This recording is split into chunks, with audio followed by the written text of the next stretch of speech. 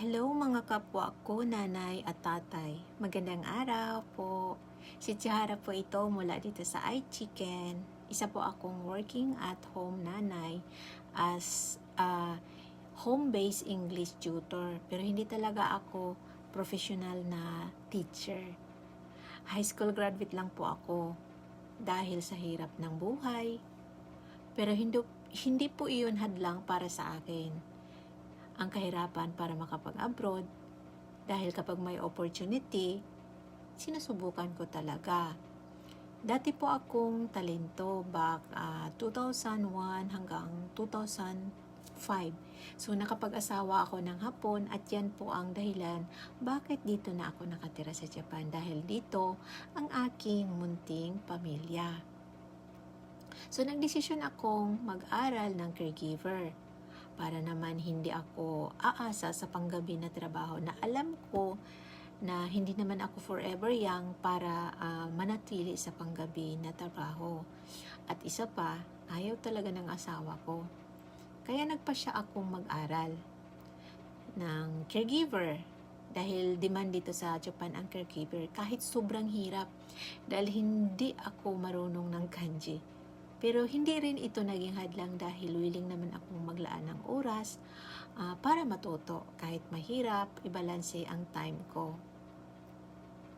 So, back in 2013, nag-aral din ako sa online kung paano magturo ng English sa mga batang Hapon dahil nagkaanak na po ako noon.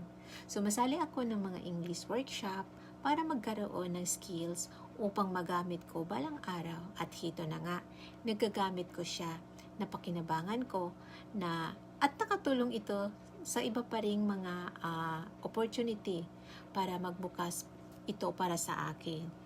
So, kung ikaw ay isang nanay na kagaya ko, malayo sa pamilya, sa Pinas, may inaasikasong anak, asawa, tahanan, at sabay pang bumubuno sa trabaho, isa lang ang masasabi ko.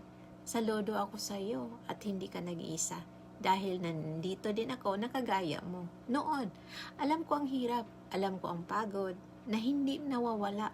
Madaling araw pa lang, gising na para madaling matapos ang paghahanda ng obento, ayusin ang gamit ng asawa at mga anak. Pagkatapos, papasok naman tayo sa ating mga trabaho, sa ating mga part-time or full-time na shikoto. So, pag uwi, may labada, may homework ng mga bata, pagluluto, at iba pa. Walang katapusang cycle ng ating ginagawa. At sa gitna ng lahat na ito, may mga pangarap din tayo para sa mga anak natin at para na din sa sarili natin, lalo na sa ating pagtanda. Pero minsan nakalimutan na nating trabahuin ang ating mga pangarap. At hindi natin namamalayan, unti-unti na tayong nanghihina at tumatanda. At napaisip kung hanggang kailan kaya ako ganito?